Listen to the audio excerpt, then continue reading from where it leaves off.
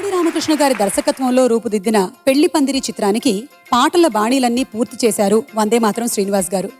సినిమాకి ప్రాణమైన ఒకే ఒక్క పాట బాణీ మిగిలిపోయింది. ఆ సన్నివేశానికి నిర్మాత దర్శకుల్ని మెప్పించే బాణీ కోసం 1 నెల రోజులు కష్టపడ్డారట.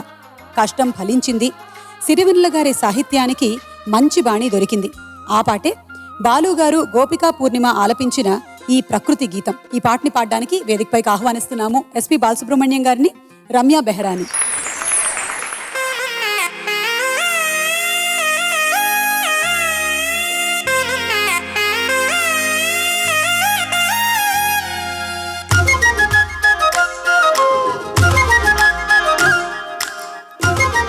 మనిషికి దేవుడిచ్చిన బహుమానం ఈ ప్రపంచం. నింగి, నేల, నీటి వరకు ఎన్నో ఎన్నో అందాలు చెక్కాడు. ఈ అందాలన్నీ చూడలేని నా కళ్ళు కూడా ఆయనే చెక్కాడుగా. నేస్తమా ఇద్దరి లోకం ఒకటే లేవమ్మా, అందుకే నా కన్నులతో లోకం చూడమ్మా.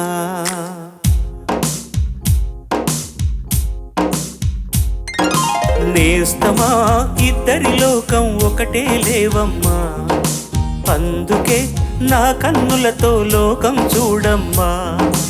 ఈ గుండెలోన నీ ఊపిరుంటే, ఈ కళ్ళలోన నీ కలలు ఉంటే, ఊహల రెక్కల పైన ఊరేగే దారులు ఒకటి, చూపులు ఎవరివైనా చూపించే లోకం ఒకటే.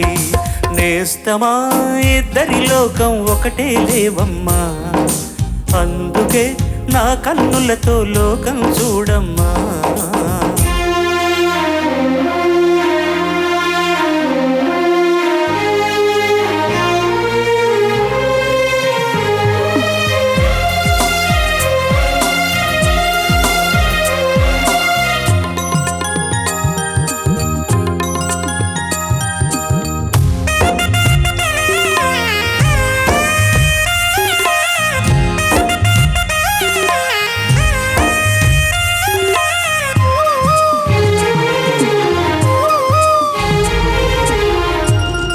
మరి లోకంలో ఎన్ని రంగులున్నాయి?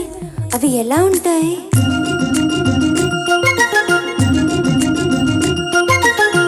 బుగ్గ మీద వెచ్చని సిగ్గు వచ్చినప్పుడు దానిని అడుగు, ఎర్రదనం అంటే చెబుతుంది. పెదవి కొమ్మ పూసిన పువ్వు, అందమైన నీ చిరునవ్వు తెల్ల రంగు అంటా ఉంటుంది.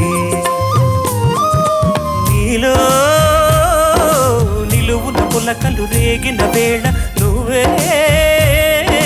పచ్చని పైరువి అవుతావమ్మా. దిగులు రంగే నలుపు అనుకో, ప్రేమ పొంగే పసుపు అనుకో. భావాలను గమనిస్తూ ఉంటే ప్రతి రంగును చూస్తున్నట్టే, చూపులు ఎవరివైనా చూపించే లోకం ఒకటే. నేస్తమా ఇద్దరి లోకం ఒకటే లేవమ్మా, అందుకే నా కన్నులతో లోకం చూడమ్మా.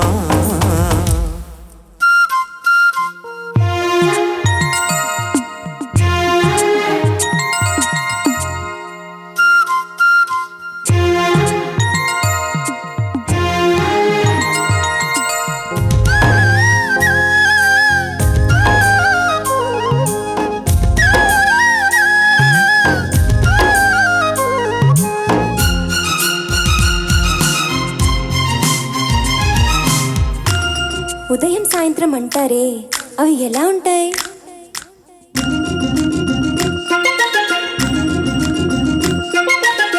మొదటిసారి నీ గుండెలలో తీయనైన ఆశను లేపి, ఆ కదలికే ఉదయం అనుకోమ్మా. చూడలేని ఆవేదనతో కలత చెంది అలిశావంటే సాయంత్రం అయినట్టేనమ్మా. నీలో నవ్విన ఆశలు నా చెలివైతే, నేనై పలికిన పలుకులు నీకులుకైతే, పిలవు నీవే కవిని నేనే, కలువ నీవే శశిని నేనే.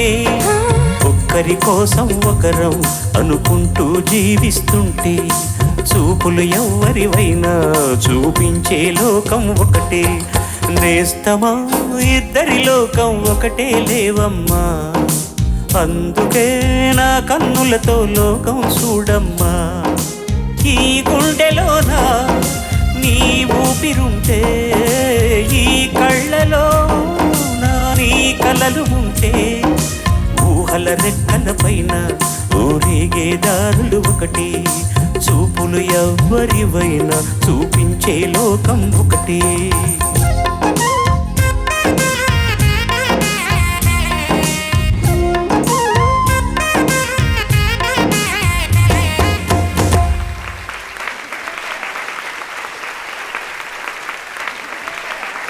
మీ అందమైన గళంతో మాకు మళ్ళీ ఈ లోకాన్ని చూపించారు. వందే మాత్రం శ్రీనివాస్ గారి అద్భుతమైన కంపోజిషన్. బాలుగారు, మీ మాటలు.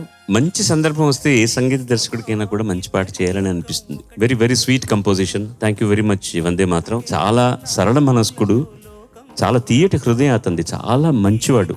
తనకి ఏనాడు తెలుసని ఏమీ చెప్పలేదు. నాకేం తెలియదు, నేను ఏదో చేస్తున్నాను, నాతో కలిసి పనిచేసేవాళ్ళు పాడేవాళ్ళందరూ నా పాటకు ప్రాణం పోస్తున్నాడని మనసారా నమ్మే వ్యక్తి. కానీ అతనికంటూ ఒక అద్భుతమైనటువంటి శైలిని సృష్టించుకున్నాడు అతను. అది చాలా ముఖ్యమైనది. అతను చేసిన కొన్ని పాటలు అత్యద్భుతం. ముఖ్యంగా నీ పాదం మీద పుట్టుమచ్చని ఆ పాట వింటున్నప్పుడల్లా గుండె కరిగిపోతుంది నాకు. చాలా మంచి వ్యక్తి. కానీ ఒకటే ప్రాబ్లం, అతను ఫోన్లో మాట్లాడుతుంటే సార్ గుడ్ మార్నింగ్ అని చెప్పడానికి ఎంత టైం పడుతుందండి? మనకు 1.5 సెకండ్ పడుతుంది. అతను గుడ్ మార్నింగ్ చెప్పడానికి మాత్రం దాదాపు 25 సెకండ్లు పడుతుంది. కారణం చెప్పమంటారా? చిన్నప్పుడు ఊహ తెలియనప్పుడు ఈ ఎకో సర్క్యూట్ ఏదో ఒకటి చిన్నది ఉంటే మింగేశాడు దాన్ని.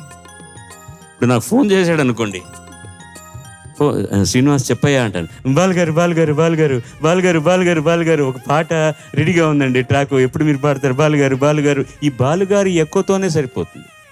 రికార్డింగ్ చేస్తున్నప్పుడు కూడా అంతే. ఒక పల్లవి పాడిన తర్వాత శ్రీనివాస్ ఇది ఓకేనండి, బాలుగారు బాలుగారు బాలుగారు నేను చెప్పి ఎంత బాగుందండి ఈ పాట కాదు, ఒక చోట ఏదో తప్పు వచ్చింది ఆయన, ఇంకోసారి పాడు బాలుగారు బాలుగారు బాలుగారు, అదే ఆ సంగతులు మర్చిపోకండి మళ్ళీ పాడండి బాలుగారు బాలుగారు ఆ ఎక్కువ అట్టాగా ఓకే ఓకే బాలుగారు ఓకే ఓకే ఓకే ఓకే ఓరి నీ దుంపదగా ఈ ఎకో సిస్టమ్ ఎంతసేపు వస్తుందా అని తెలియదు. అంటే అంత చెప్తే కానీ కుదరదన్నమాట ఇవాళ. కానీ రాత్రి పగళ్ళు అనకుండా శ్రమపడి పనిచేస్తాడు.